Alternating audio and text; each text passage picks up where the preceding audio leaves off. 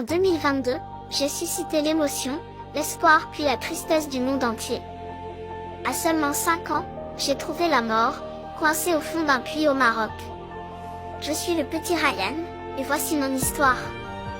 Je suis né en 2018 à Bab Dered, près de Chefchaouen, au nord du Maroc. Je suis l'enfant unique d'une famille pauvre. Mon père et ma mère m'aimaient beaucoup, et je ne les quittais jamais.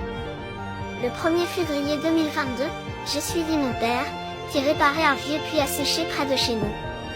En jouant autour, je suis tombée dedans. Quelques minutes plus tard, j'ai commencé à entendre les cris, puis les pleurs de mon père. Il venait de comprendre que j'étais piégée dans un endroit inaccessible, 32 mètres sous le sol. Mon père est allé chercher du secours.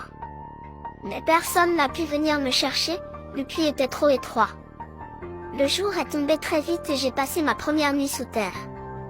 Dès le lendemain matin, une course contre la montre s'est engagée. Des experts sont arrivés pour étudier le sol. Il n'était pas possible d'agrandir le puits, qui ne faisait que 45 cm de diamètre, sans que tout s'effondre sur moi. La décision a été prise de creuser un tunnel parallèle, pour venir me secourir. Les pelleteuses ont commencé à creuser jour et nuit. Les jours suivants, les secours ont réussi à me faire parvenir de l'eau et de l'oxygène.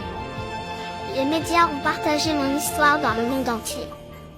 Des milliers de personnes étaient réunies sur place.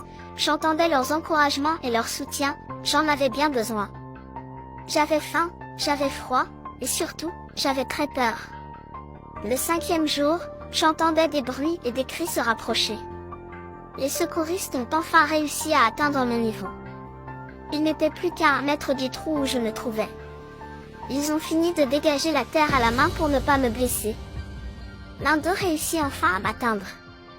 Le plus rapidement possible, il m'a ramené à la surface. Malheureusement, je ne respirais déjà plus. J'ai été enterré le 7 février.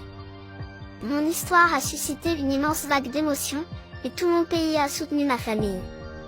En février 2023, soit 1 an après ma disparition, mes parents ont donné naissance à un autre petit garçon. Je leur souhaite de retrouver le bonheur et je veille sur eux.